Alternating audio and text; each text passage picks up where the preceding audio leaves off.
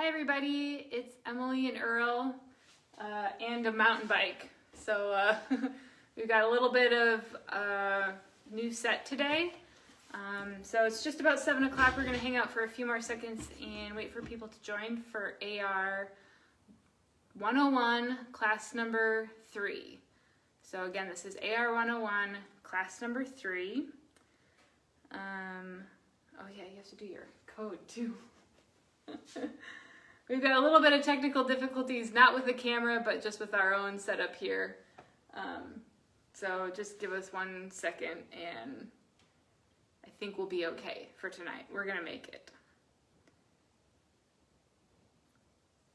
Okay, get that going. I think it has a full charge, should be charged up pretty good too, I think. Yeah. All right, unmute. Okay, awesome. All right, thanks team Run Like the Winded for our AV check. We really appreciate that. We have a little bit maybe smaller comment viewing situation down here, but we'll get everybody's comments. So kind of like our other classes, if you guys have questions, ideas, anything you want to share while we're talking, feel free to just comment away. We'll see it on the screen and then we'll address those comments or questions as we're giving our little presentation. So if there's anything that you want to know that we're not touching on, just type away and we'll get it answered. So let's see. So today we're talking about biking and teamwork. We've got our little agenda here, ready to go. Okay, so mountain biking. I just want to talk, wait, before we get started, do you want to give a foot update? How are things? Foot update, there's really no new news to post this week other than we had Parents Weekend this weekend and I'm able to still get around and paint on low levels and those kind of things. I can't do a ladder. But next week, hopefully we have some excitement. I meet with my surgeon again a week from today. And hopefully this cast comes off and I might be able to go into a walking boot and hopefully start putting some weight on it, and hopefully my goal is to be able to walk by December. Right, so, yeah, walking by December 5th. Cross your fingers. Yeah. So that's not much to report this week, but next week hopefully we have some new excitement. Yeah.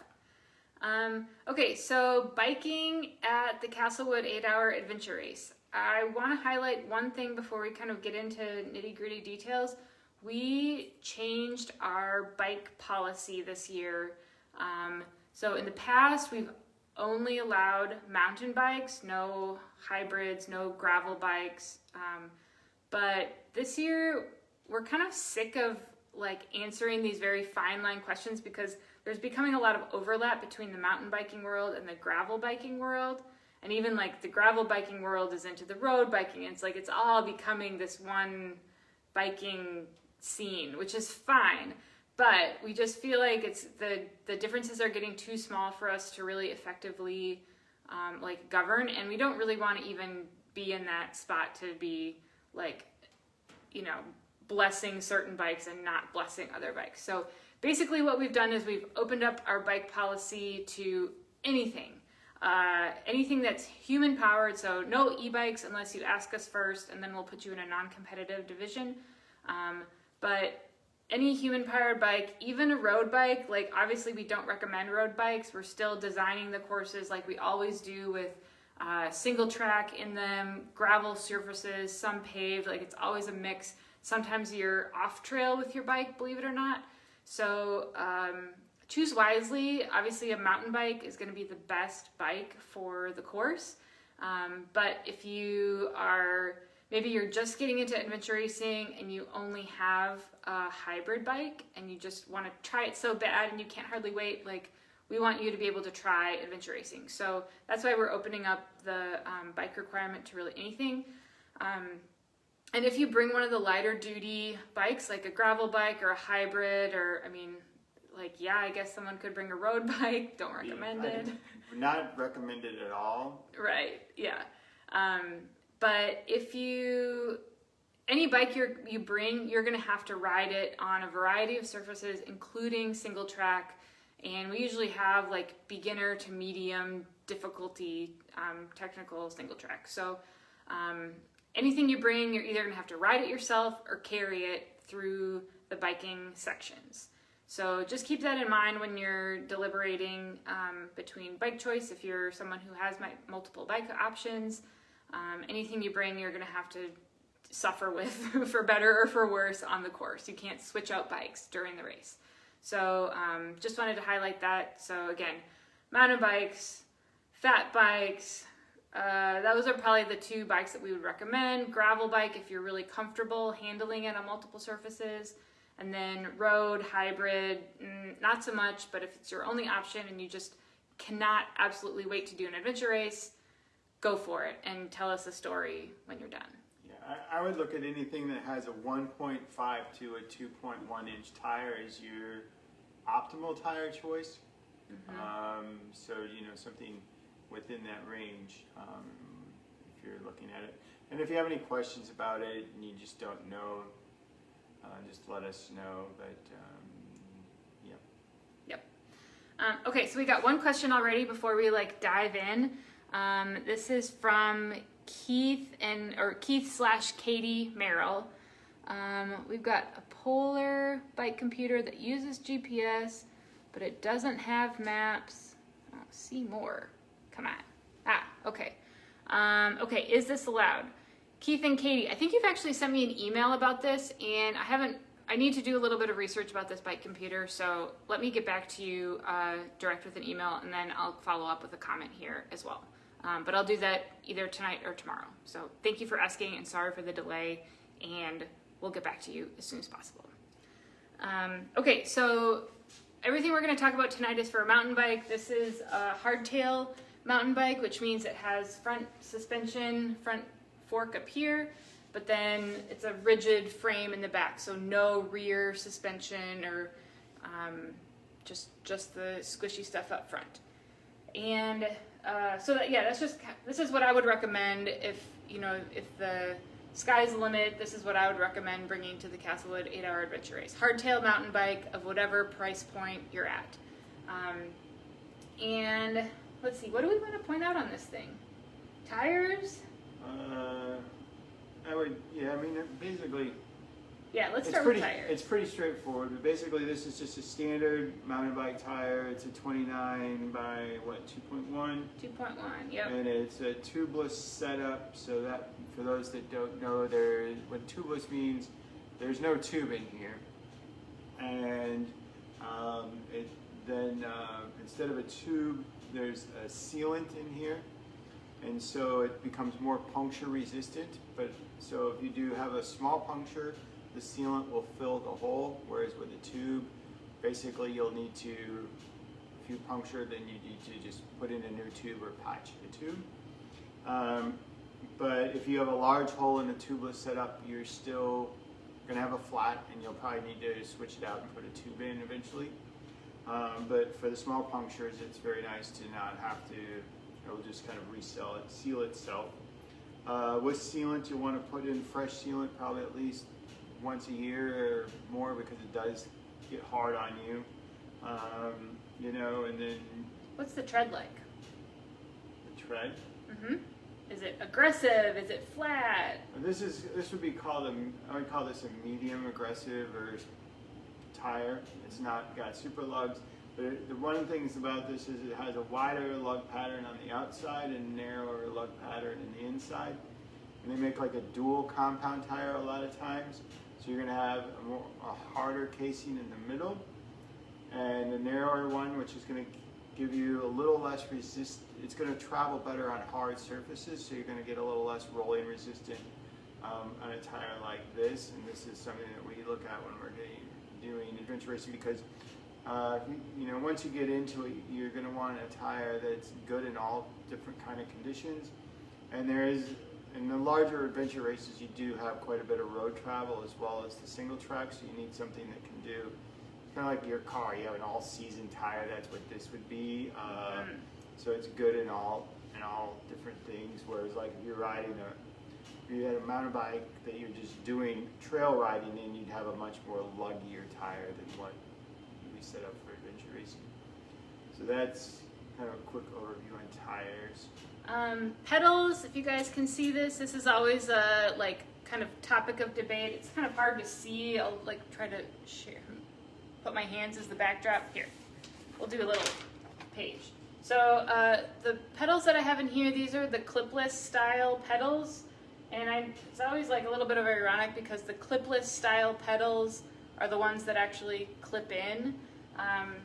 So when I started adventure racing, I was like, oh, I have to do the clipless pedals. I learned to mountain bike with them. So like that was what I was doing, and I was switching shoes between a mountain bike shoe and a road running or a trail running shoe. And kind of maybe in the last 2 years, at least me personally, I've really changed my opinion about flat pedals versus clipless pedals during adventure racing. I really don't think it matters that much, to be honest. So really whatever you're personally comfortable with, use that. I know Earl kind of has a different opinion.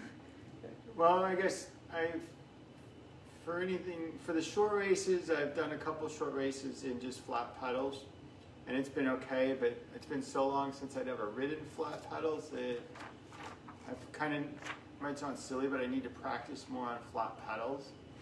But, you know, I don't do many sprint races anymore.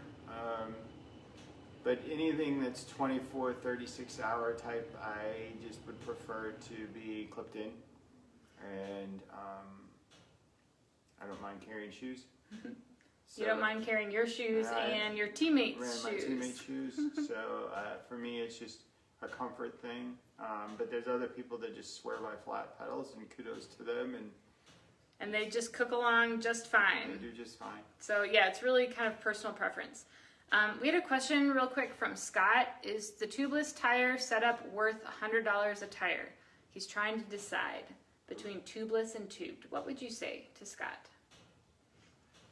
I would say that if you're switching to just for to do it for the Castlewood race, probably not. But if you're looking for a long-term investment and you're going to be getting into mountain biking, yes, I would spend the $100 to do it. And there's just a lot of benefits to it going forward. So long-term, yes. If you're just going to be one and done, maybe not so much. But long-term, you definitely would like that. Yeah, long-term, it is a pain to kind of convert, you know, because it's depending on what rims and what tires you have, you may need to change one or both. But the first time you have a puncture and your sealant seals it, like while you're riding or within 30 seconds of getting off and spinning the tire and then it's sealed, it's pretty amazing. So. Yeah. And I guess the other way to look at it too is, you know, if I don't know what you have, but if your rims are set up, if you bought a bike and your rims are set up for tubeless and your tires, maybe they're for tubeless, or if you need to buy new tires to go tubeless, you could maybe run the tires you have until they need to be replaced and then buy tubeless tires and then just do the conversion then. But, you know, it's personal preference again, you know, and sometimes you might think that either way, yeah. If you're in it for the long haul, tubeless for sure. If you're just starting out and not quite sure, just stick with what you have and then decide on your third race if you're in it. Or the next time you need tires. Yeah, exactly. Okay, next, that's really all I have to say about the bike itself. This is a rigid frame or hardtail frame. Front suspension is nice. We've also swapped out the forks for rigid forks some years. So that's really what a mountain bike is about. Get a saddle that you feel comfortable with. I've kind of went through a period of time last year that I just was having trouble with my saddle, so I had to redo the whole saddle fitting process, and that just takes a while sometimes to find something that you're comfortable with. So make sure you're really happy with your saddle choice.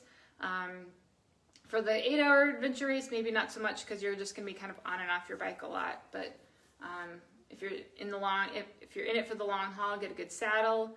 But yeah, that's kind of it for the bike itself. We'll hit on some accessories too that make, oh, one more thing, sorry. So I'm gonna it came to mind and I don't want to forget, and I didn't see it in your notes, but one thing is so right now it is October 20th? Yeah. And so we're, 6 weeks out from the race, roughly 5 weeks out?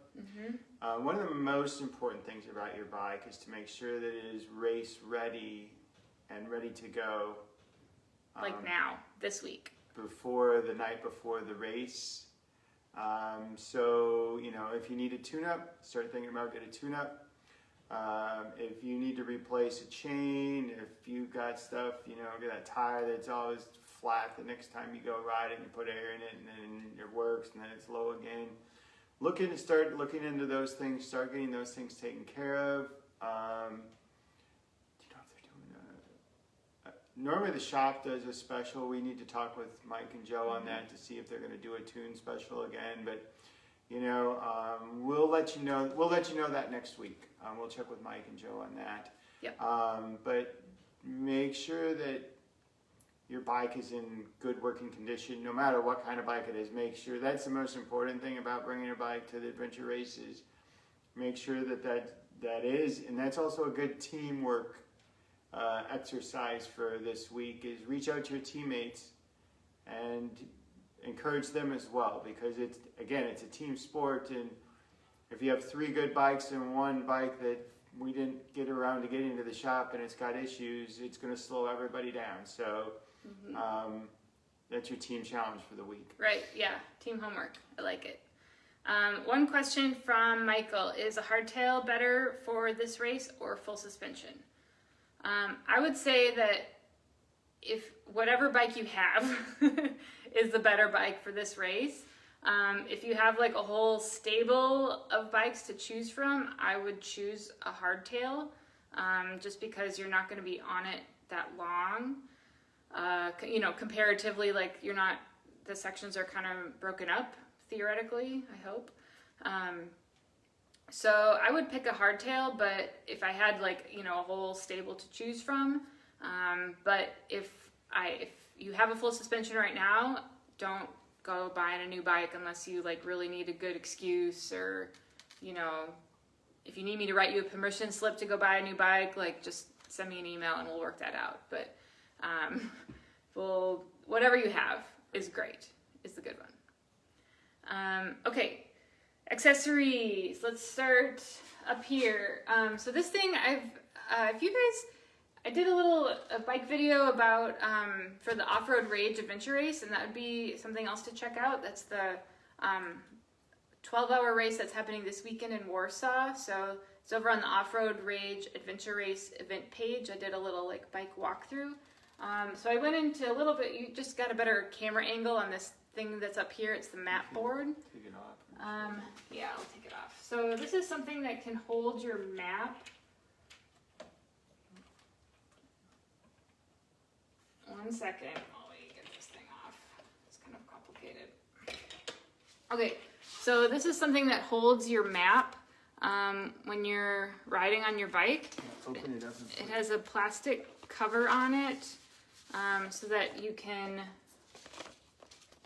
take this plastic cover off, put a map underneath it, that's the gear list, and then put your plastic cover back on so your map's protected from rain. And then the top swivels around, so as you're riding you can keep your map oriented.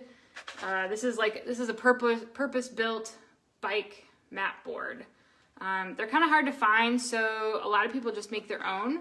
I know that actually one of the people who did a race, 12-hour race out in Colorado, actually was able to 3D print this amazing mount. So that's an option. People use clipboards, bull clips, any variety of office supplies to just make a nice surface for their map to rest on during the race. Just because it's really aggravating to have a map kind of folded up in your pocket and then always pulling it out to look at it, or If you have a map case that has a like lanyard around it to hold on your neck, that's really annoying because it flaps around, gets in the wind.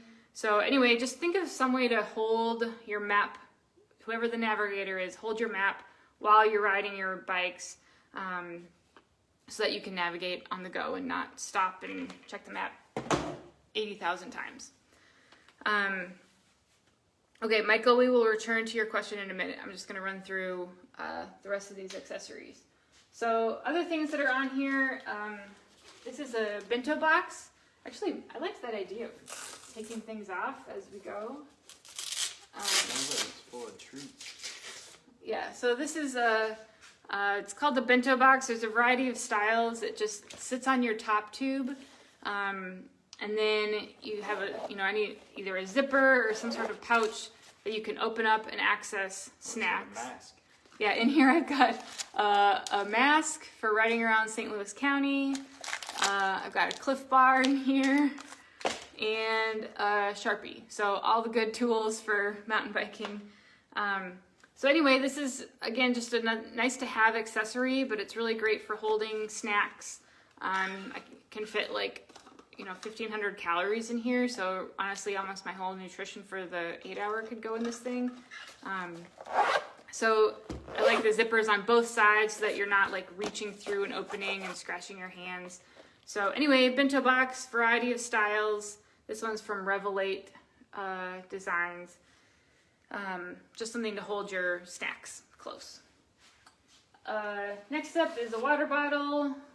We like these really tall ones. You can actually fit a liter of fluid in these. And yeah, just water bottle. Put as many of them on your bike as you can fit. Hopefully you can do 2 in your triangle, but if you can't, there's a whole bunch of triathlon style seat mounts. None of them really work very good.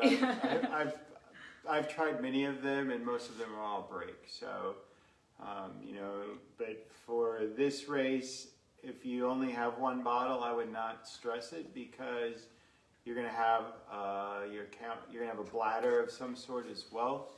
But you have one on the bike and then your bladder, you should be fine. Mm-hmm. If you have 2, that's a luxury. And again, it's only 8 hours, and depending on the temperatures, it shouldn't be. You never know. You never know.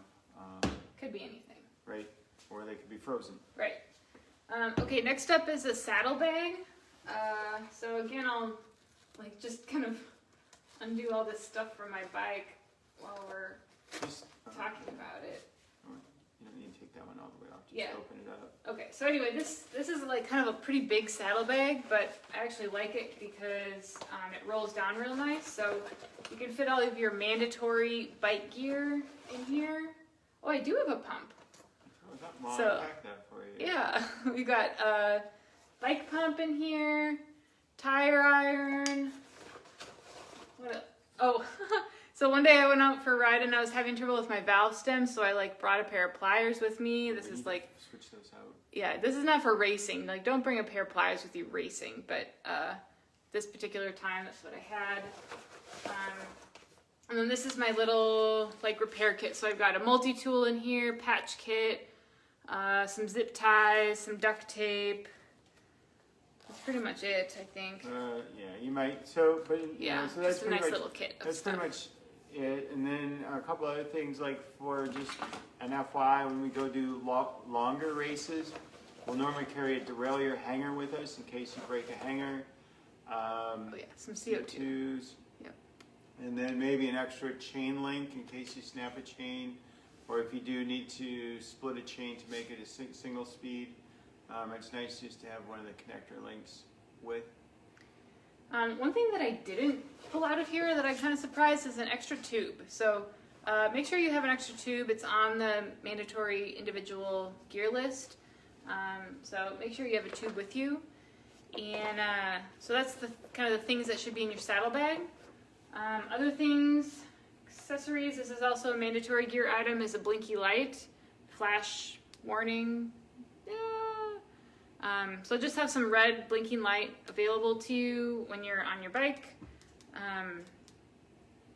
This one just fits all kinds of different bike shapes. And even though we'll be you'll be riding during the daytime. It's still going to be mandatory to have your light on when you're on any public roads. Yep. So on public roads, if you're on the single track, most people just turn it on and leave it on because it's once it's on, it's easier to leave it on. But just any public roads, we'll have volunteers out to make sure they're on, and it's just a safety thing to bring visibility to you a little. Try to bring a little additional visibility to you when you're out riding on the roads. Yep. Okay, and then the last accessory item on here is this amazing thing. I'll try to get the end of it. So normally when we do these classes in person, we have one of these set up, and we always ask people like, what is this? So I'll give you a hint. It's got a handle on the back of it, a loop of cord. This is shock cord. So it's stretchy, and then it's attached to the seat post on the bike back here, and it just sits out flat or like straight over the rear tire. So normally we ask people for, audience participation. Since we're virtual this year, Earl, what is it? For walking your dog. No, it's not a dog leash. What is it? We call it a bike tow. And so what that allows you to do is so if you're riding in single file and there'll be another bike behind you, you can assist another rider with your team. Recommended only on good roads. You can do paved or some decent gravel. If it's chunky gravel, I would avoid not using it. But you can use it to assist another rider to help them keep up with you. But it's a skill that you want to practice. Don't just show up at the adventure race and think that, I have seen some bad accidents, so it's something that you want to practice. But the thing is that it is a very helpful tool. If somebody is kind of struggling to keep up, they just normally we just loop a finger, you just hold it with your index finger and don't tie it. A lot of people will try to latch it to a bike or something, but the best thing is for a finger. That way it's so much easier to just let go if things get kind of I'm sketchy. scared. Oh no, I'm scared. You just let go, because if it's hooked into the bike and then all of a sudden you panic and you can't unhook it, it just multiplies the bad things. So that's why we've just kind of gone to something that will quickly disconnect.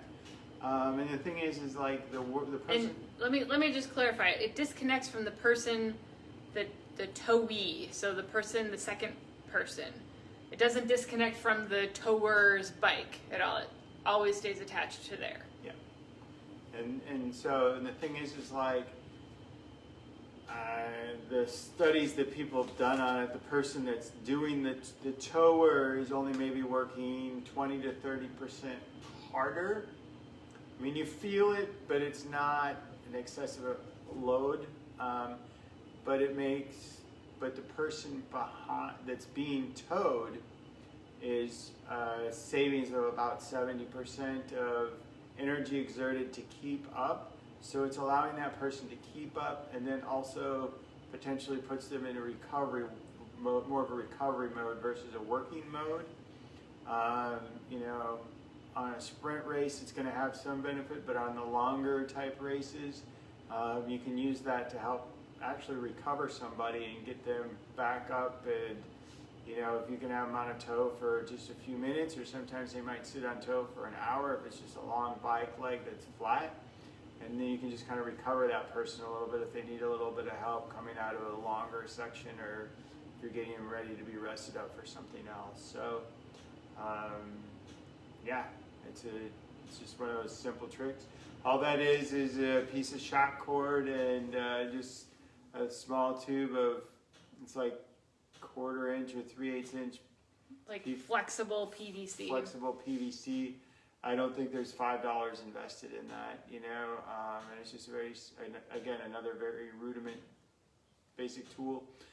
Some people use the small little retractable dog leash things that zig in and out. Those work well. You just need to be careful when that thing comes flying back. I have seen some made out of like surgical cord. I guess if you Google bike toe Adventure race bike toe. Adventure race bike toe things, you're probably going to see all kinds of different things. But for me, this is, I've used this for a long time, and it just works for easy. me.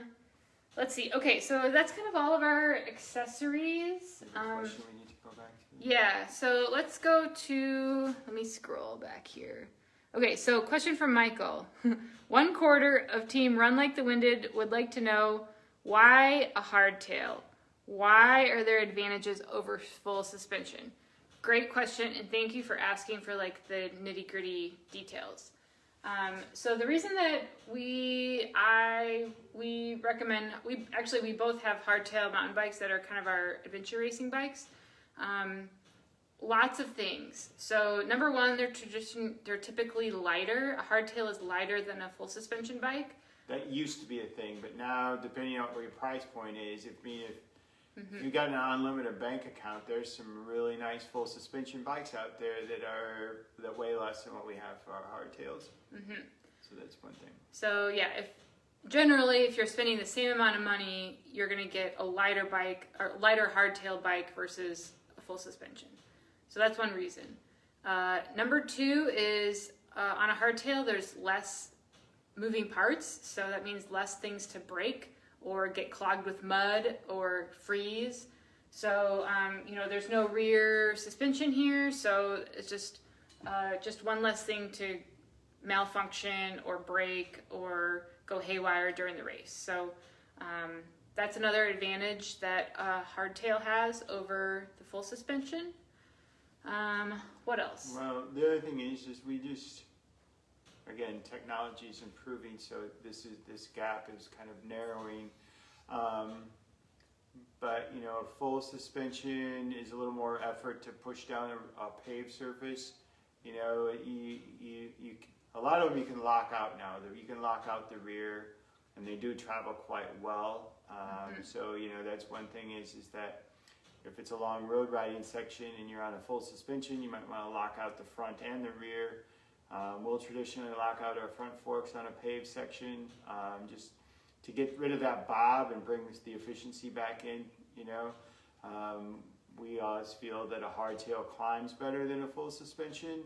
But again, if you want to lock out your rear as you're climbing on a full suspension, you can do that. So those are the things that we're looking at when we're looking at doing an adventure race bike. Emily has a really nice full suspension, and she's kind of learned to lock out the rear things and has done a couple like side by sides, and it's kind of like, oh, it really does. The lockout does make a difference, but.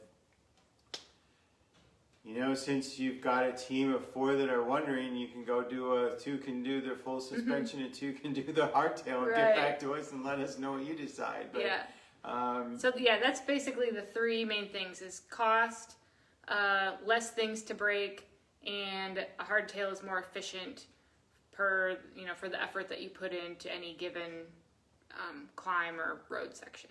Right, and then the benefit of full suspension is if you're in a heavy, rocky, rooty mountain, single track section, then you're going to perform well. The thing is that it's just that balance. So you do you. Right. That's kind of the name of the game. Okay, so that's kind of the components and things that go together in putting your adventure race bike together. Kind of some tips for. Gotta extract my agenda here. Some tips for just riding your bike in the race. When you're on the road, we don't. This is a totally open course. We don't close down any roads for the Castlewood 8-hour. If we have a couple, especially busy sections, we may have volunteers or a squad car at the busy intersection. But again, those sometimes always the squad cars say, "Hey, we'll be there, but if we have an emergency, we're going to leave." So it's on you to take care of your own safety when you're riding on a road. So that means riding with the direction of traffic on the right side, single file, and obeying all the traffic stoplights, stop signs, yield signs, all of those things. You don't get a free pass just because you're in a race. Right, and then we really need everybody to be good stewards on the road. This is the 15th year of the Castlewood, and if everybody behaves well, we can probably do the 16th year, but if we start getting reports of people not following rules and running stop signs and those kind of things, we are still guests in the community doing a race, and we are all cyclists, and we want to continue to push to have a positive cyclist experience on the road. So yes, even though we're racing, we do still need to follow all traffic signs. Yes. So just some other things for the road is when you're going to be in single file anyway, because you're making room for cars to share the road. That's also most efficient for drafting. So you'd put your strongest rider in the front, and then your less strong riders behind that stronger rider, so you can take advantage of the drafting efficiencies when you're riding in single file. Or do your rotations. Or do a 1 minute on and then follow, or rotate back to the end of the pace line. That's a great way to get your whole team involved in the biking sections. Anything else for road riding? Just be safe. Be safe. Yep. Heads up. We don't want any 911. We don't need any right. 911. Yeah. Again, it's like this is something we do for fun. It's a hobby, and no one's earning a living off of adventure racing. At least not at the Castlewood 8 Hour. So be safe out there. When you're on the trail or on the single track, really the only tip is to kind of take things at your team's pace. You really want to have it's very useful to have a team training session on single track before the race, so you can kind of understand what everybody's skill level is, and so that you can travel as a team on the trails. Usually we find that putting the most technically skilled rider first can be advantageous, because it's kind of like if you see somebody ride over a log, maybe if you're like kind of on the bubble confidence wise, but you see someone else do it, you're like, oh, okay, yeah, I can do it. Like you pump yourself up and then off you go. So maybe consider putting your more skilled technical rider in the front of your team for those trail sections. But the biggest thing is to just stay together, because there's going to be some trail intersections. You're going to need to know where to go as a team. And if your team navigator isn't first, you need to make sure you're making all those navigation decisions as a team, instead of, one person riding super fast, getting in front of their team, breaking the 100-foot rule, and then now your team is separated and potentially someone's going to get lost. So make sure you stick together on the trails, help each other through it, and again, like be safe. Don't go outside your comfort zone. Right. Always look back and call out. I mean, that's one thing we have had in the Castlewood in other years is in the first biking leg, a couple teammates took off and they lost their teammates, and then they spent the rest of the race trying to find their teammates, and it was not a positive experience. So just always be vigilant to make sure that your teammates are around. Look back or call ahead. All right, so one more reminder to check your bike before race day. There's no quicker way to get on the blacklist of a local bike shop to bring your bike than bringing your bike in Thursday night and say, hey man, I've got a race Friday, I need it tomorrow, and I need all these things fixed on it. Just don't be that person. Yeah, don't be that. So give your shop at least a week. Hopefully it's Alpine Shop. Bring it on into Kirkwood. Give us at least a week more if you can spare your bike for that long. Yeah, I mean, through COVID, a lot of things have changed so much. I think the bike shops are getting a little bit more caught up, but simple parts as far as chains and those kind of things are still kind of thin. I think the inventories are coming back pretty decent, but you're still going to, and ideally I would get my bike done now so that you can have some practice rides after it to make sure that everything is right. Yep. And just gets you going, and it's just better to plan ahead on that one. For sure. Okay, so we're going to talk for the rest of the time about teamwork. Favorite topic. It's really kind of what drew me to Adventure Race in the first part, and what kind of keeps us racing. So kind of the biggest thing to facilitate good teamwork among your team is to communicate. It's like kind of cheesy, but it's really like that's the way to make sure everybody's feeling good, is to communicate. So communicate when things are good, when they're bad, when they're so-so, like just keep the talk going, nothing's off limits. Kind of figure out a way to check in with your whole team. Some people like to do, hey Earl, 1 to 10, how you feeling? I'm a 9. You're a 9. All right, it's pretty good. Right. So if you do that a bunch of times during the race, that can kind of give you a good like gauge about how your team is doing. But you also want to know that if somebody tells you a 9, but you know they're a 2. One thing about, we'll get into this, but for a lot of people, it's hard to check your ego in and leave it behind at the start line. So be honest. If you're really a 5, tell them you're a 5. Because if you say you're a 9 and you're a 5, and then once everybody finds out that you're really a 5, it's too late it's a lot harder to bring you back the longer you run around as a 5. So if you're a 5, what do we need to do to make you back to a 7 or an 8? Are you drinking? Are you eating? All those things. Are you too cold? Are you too cold? hot? You know, do you need to go to the bathroom? You know, is your stomach messed up? Be honest, because the sooner your teammates know there's an issue, the sooner they can help you. The longer you hide it, 9 times out of 10, the situation doesn't heal itself, it gets worse, and then it's harder to bring it back. Just leave your ego. Right. If you need help, it's a team sport. Help each other out. Yeah. One of the things that goes through my head when I'm struggling during the race is exactly what Earl mentioned. Like, do you need to eat? Do you need to drink? Are you too cold? Are you too hot? Like, kind of all this list of things that maybe could help. But also consider that when you ask for help, the person that this is a quote from Robin Benincasa, so I'm totally stealing it. She's a former pro adventure racer from Team Merrill. And so anyway, when she says, when you ask your teammate for help, you're actually giving them a gift. Because who doesn't like to be useful? Who doesn't like to be helpful? So when you ask for help, like, hey, can I hold on to your bike tow for the next hill? Like, I'm really struggling.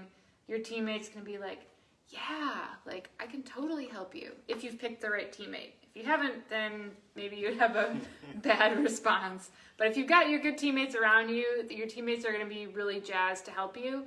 And that also gives them a boost too of being useful and needed and wanted. So, I mean, not to get like too like kumbaya around here, but like that's really what makes the top teams so good, is that they love racing, they love helping each other, and that they're not afraid to admit when they're struggling and when they need that help. So just think of that. That's just really helped me. When you're struggling and you ask for help, that's actually giving your teammate a gift of the opportunity to help you. So just think about that when you're out there. And there's a lot of different ways that you can give help to a teammate. One of the ways we talked about is you can get on a tow, either a biking tow or a running tow. The shock cord connection between two teammates can be really, really helpful, both physically because there's less effort involved for the person who's getting towed, but also it's just like the mental boost of like, yeah, I'm hanging out with my team, I'm not falling behind, like we're all one unit together. That's pretty powerful. So going back to the falling behind, there's nothing more demoralizing is being that teammate that keeps falling off the back. And you know, we've all been there, and all of a sudden you feel like you're not contributing, it becomes less fun. If you have 3 people up front just chatting away and you're just doing everything you can to keep eyeballs on them, it does not help make that person faster. The mental demons start crawling in your head. So it's like whatever you can do, you know, put that person, move them up in the line. Have your sweeper, you know, behind, and make sure that they're keeping that person going. And okay, what do we need to do to keep that person going? Do we need to put them on a tow? Do we need to take weight out of their pack? Do we need to, you know, do those things? But if you have, you know, whether they're falling off on the truck or falling off on the bike, figure out a way to keep them in your line, because that just keeps the morale up higher. It keeps everybody moving as a unit going faster, because you're only as fast as the slowest person. So figure out how to make your slowest person faster. Yes. Another thing that you can work on with team, and one more thing, we have a question for Mark, but Mark, I'm going to get to it in just a second. So other things that you need to kind of manage as a team is any medical needs. And of course that means like if you have any like specific medical needs per a person, so any like prescriptions that you need to be taking, you need to all be aware of that. But also just taping, if you get any like blisters that are hot spots, like talk about that as a team, so that if other people are having those same issues, you can all address them at once. So you can stop one time and address 3 people's feet maybe, instead of stopping 3 times for one person's feet. That's just a lot slower. So talk about what you need medically, and it's just kind of a good idea to mention any allergies, or if you have like any like just special medical conditions that could require a teammate's help, like make sure they're aware of that before we say go. Somebody's carrying an EpiPen, somebody needs an EpiPen, make sure that somebody on the team knows that it's on board and they know how to use it. You know, if you're diabetic, or if you have some allergies to, if you're allergic to bees, those things happen. Mm-hmm. And so your teammates need, you know, just full disclosure. Right. Yep. Another thing to work on with teamwork is talking about transition areas before you arrive. So typically what happens at a transition area is let's just go from, you know, let's just say we start the race on foot, you do a foot section, and then at some point in the race you're going to arrive at your bikes, and you need to transition from trekking to biking. That's a lot of kind of stuff to manage, because you might have to change shoes, put helmets on, maybe someone needs a water bottle refilled. So all of those things you should be talking about before you even see the transition area, maybe 5 minutes out or 10 minutes out. Just start kind of making your team list. Start the night before. Or the night before. When you're like going, when you have your maps and you're going through it, just start that checklist then. It's like, okay, at the bike drop, we're gonna have our shoes, we're gonna have our helmet, we're gonna have our glove, we're gonna have to make sure we turn our bike lights on before we leave. We're gonna have to switch the map. You know, start that conversation the night before when you're having your team meeting, but then also when you're coming into each TA, it's like, okay, somebody's gonna get food together. You know, always when you're TAing, you should always be eating. It's a great time to like take a couple bites, switch your shoes, you know, those kind of things. Because you know, going to a bike and going to a paddle, the last thing you're gonna do is put food in your mouth, because those starts are always a little bit hectic, and then all of a sudden you've gone down the road and you forgot to eat. So, you know, a transition is also a great time to grab a couple bites of food and put that in you as well. Yep. Another thing to talk about as a team is who needs to go to the bathroom. Again, just like addressing anybody's medical needs, like taping feet, it's easier to stop one time and have all 4 people on your team go to the bathroom than it is to stop 4 times while everybody needs to pee on their own personal schedule. So it kind of sounds crazy, and it's not always going to be synced up like that. But if you need to pee, just say, "Hey team, I need to pee. Does anybody else?" And then hopefully you can get at least one more person to take your bathroom break with you. Or give them a 10-minute warning, and after you tell them you need to pee in 10 minutes, everybody's going to need to pee. So right, yeah, You got a countdown. kind of going along with what Earl was saying about eating in the transition areas, you also need, when you're out there, if you're eating, tell your team, hey, I'm eating a Cliff Bar. Does anybody want a bite?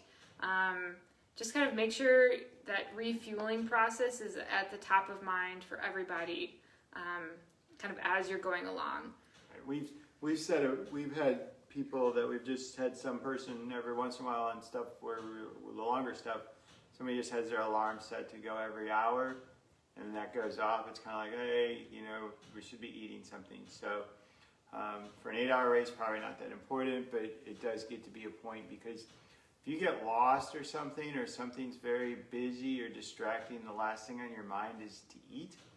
And then the more tired you are, the less you think you need to eat. And then if your stomach gets funny, it can get hard to eat too. So you need to really just figure out a way to keep calories going in. Mm-hmm. And especially your navigator, they're going to be kind of busy with their hands the whole race. So they're going to be carrying a map. Maybe their compass is on their thumb. Maybe their compass is in their other hand. Like, there's a lot going on for the navigator, physically with their hands, but then also mentally in their brain. Like, navigating is hard. So anytime you're eating, make sure you check in with your navigator and ask, hey, do you want a bite of my sandwich? Or do you want a sip of my water? Or, anything that you can do to help your navigator stay current with their calories and their hydration. They'll really appreciate it, because that's just honestly not it's not the thing that they think about. Like, they're thinking about getting your team, from A to B, and they kind of forget to eat sometimes. So make sure you're feeding your navigator. And it's going to be it's always a little different. Like this year with COVID, you might want to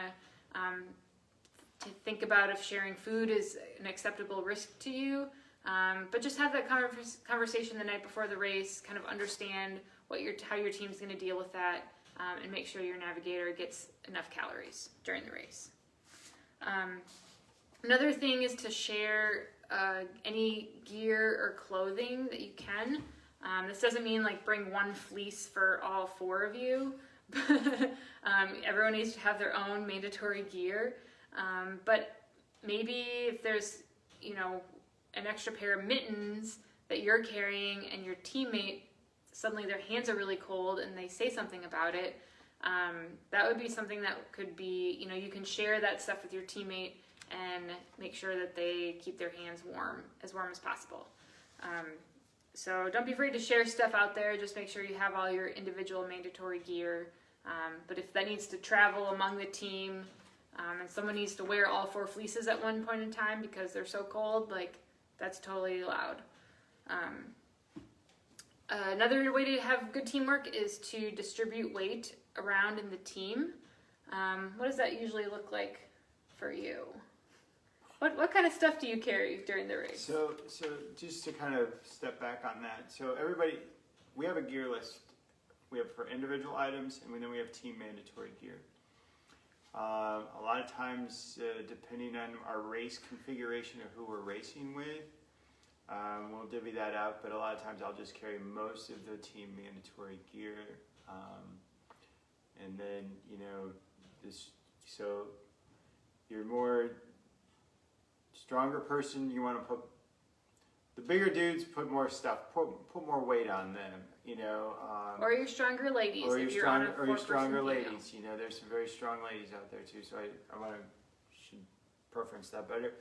But, your stronger people, you're going to want to put more weight on them. And it is okay for, everybody has to have we need the team gear and the individual gear. But it doesn't mean that each individual needs to be carrying all their individual gear. That can be shared up and distributed. But when you come to a gear check, when we say we need to see 4 space blankets, somebody needs to pull out 4 space blankets. So just balance that. Or, food and water are the heaviest. Mm-hmm. So make sure that the food is kind of distributed. Water sometimes is a little challenging because you need that kind of close to you. But, just kind of distribute that what makes sense. And then a lot of times we'll package our stuff so that it's in small dry bags, so it's really easy to say, you know what, I really need to get some weight out of my pack. So if you have all your food in a dry bag, it's just like, okay, you open up your pack, you pull out a closed bag or a food dry bag, and then you just transition it from one pack to another, and it's super fast, and you don't have to like have a yard sale in the middle of the trail or on the road to do something like that. Or just take somebody's entire pack. You're right. That works too. Okay, a couple of things that the team can, that the non-navigating members of the team can work on to help their navigator. One we've talked about before, but so the navigator can kind of give a verbal overview of what the route is going to look like, and the team can help look for features. So the navigator can say something like, okay, we're going to go to a 4-way intersection, then we'll turn right, we'll go for a couple miles, then there's going to be a road on the right-hand side next to a building, we go right there again, and then we cross under some power lines, and then the checkpoint's the next hilltop, or something like that. So then the team can understand, okay, we're looking for a 4-way, then we're looking for a road off to the right, then we're looking for some power lines. Like, that keeps the whole team engaged with the navigation and makes the navigator's job easier, so they don't have to have their head in the map and on a swivel looking for these landmarks. It just helps the whole team being engaged. And then you have 4 eyeballs looking for stuff instead of, 4 pairs of eyeballs looking for stuff instead of just the navigator. And another kind of thing that we do with our navigator is the navigator holds the maps, the compass, and keeps track of where they're going, but other people on the team handle the punch card. So if I was the navigator here, I'm going to navigate until we get to the checkpoint, get our team within 100 foot of the checkpoint, and then one person with the punch card is going to run down to the checkpoint, punch the passport, and then we'll go on to the next point as a team. So that's just, one less thing that your navigator has to manage is this punch card. And then they can just focus on the route in and out of the checkpoint. Right, and the other thing is that way the navigator, while the person is going to punch, that just allows the navigator a little bit of time to start working on the route choice to the next spot, versus if he goes all the way to that point, then he has to punch, then start figure out the next route. So it's just more efficient as the team if you're able to do that. Now, you're not always able to do that, but it does work quite well if you can figure that one out. Couple more left. So again, stay together. We have a 100-foot rule in place. So your team needs to make sure that you're within 100 feet of each other during the whole race. Also, line of sight and voice. Yep, line of sight and voice, and that's for just basic safety. Especially when you're off trail, sometimes there's hidden ravines, holes. There's stuff out there. It's the woods. It's nature. So if there's any problem, you want to make sure that your teammates can see and hear you all the time. So stick together, and then that again doesn't let anyone get lost on their own. If you're lost, at least you're lost as a team, and you can work together to get out of it. And then it just helps keep everybody safe too. So really the things that you need to be thinking about for a good teamwork experience is constantly, what can you do to make your slowest person at that moment, because the slowest person changes, but what can you do to make the slowest person a little bit faster? And that means you're going to get your team moving faster. And if you're that person that's the slowest person at the moment, first of all, it's on you to recognize that you're struggling, to ask for help, and just also understand that it's temporary, that someone else is going to struggle at another point during the race. So it's just adventure racing is just such a great learning experience and humbling experience to really how to effectively work within a team. And one of the biggest things is you have to put your personal ego aside and really focus on, how do I get our whole unit of 4 people across the finish line as fast as we can, and not how can I personally get myself across while I'm dragging some other teammates with me that I might not ever talk to again after the race. So just really think about, how can we get our team together through the course. And anything that, wastes energy, like arguing with each other about, I don't know, what color the sky is that day, or if someone didn't like a route choice in the past, that you just took. You can definitely discuss that after the race. That's a really great time to pull out the map and like start pointing, like, we should have gone here, but we actually went this way. And like, there's time for that constructive criticism among your team. But typically during the race is not that time. You need to just think about what can we do, again, to get ourselves across the finish line as fast as possible. And usually that means keeping people positive, encouraged, happy, wanting to contribute, just all the warm, fuzzy feelings when you're also doing some really challenging physical things. What else on teamwork? We got some questions. We got some questions. Okay. Well, first of all, I want to say some people have thrown out some links to map boards, so that's awesome. Like, thank you so much for just supplying those sources for map boards. That's really great. Again, if you don't want to spend the money, you can always make one of your own, but they are really nice to have the ones that rotate if you're you're going to be a dedicated adventure racer. Mark had a really great question. So, any tips to keep racing while soaking wet? I'm wondering best practices if a team were to flip a canoe. I'll let you take that one. What happens if you flip your canoe? What do you do? You get wet. You get wet. Yep, it's going to happen. So the first thing is to focus on the most important thing is either getting to shore or getting people back in the boat. If it happens in the middle of the river and you know how to do a T rescue with a canoe, do that. Get the boats together, get people back in the boat. And then, depending on the air temperature, if it's really cold, I'd recommend, stripping down as far as you can, wringing everything out and then putting it back on. That way you're not just sitting in really, really wet clothes. Mm-hmm.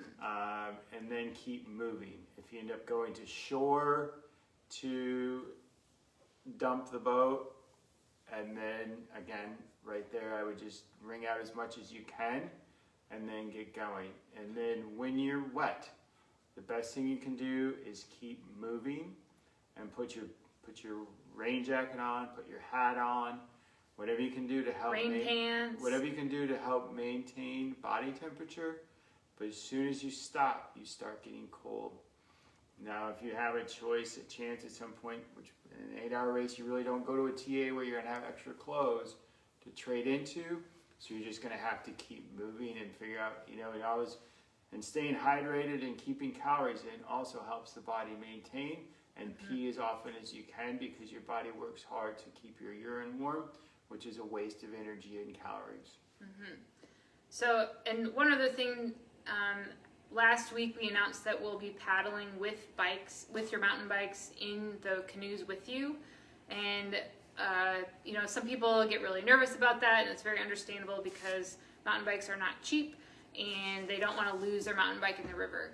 But something that's really important to note is mountain bikes actually float pretty decent. They're not going to bike on the water, but these things are basically they're life jackets. Jackets on the bike. So you got one up front, one in the back here. So if a bike gets dumped in the water and if you don't have it tied down in the canoe and it kind of gets loose, it is going to float or stay very close to the surface. So it is, it's not fun. We've been there. We've had our bikes 100% submerged. It's not fun. You're going to get wet. But just kind of keep your head about you, and number one, make sure you're personally safe. So that's the most important things, because all those other items can be replaced. So make sure you're personally safe. And then once you're on shore, just like Earl said, take off all the wet clothes that you can manage. Wring out all that excess water, and then put your damp clothes back on, including your rain pants and your rain jacket with your hood on and your hat. You need to do some jumping jacks on the shore. That's a good idea.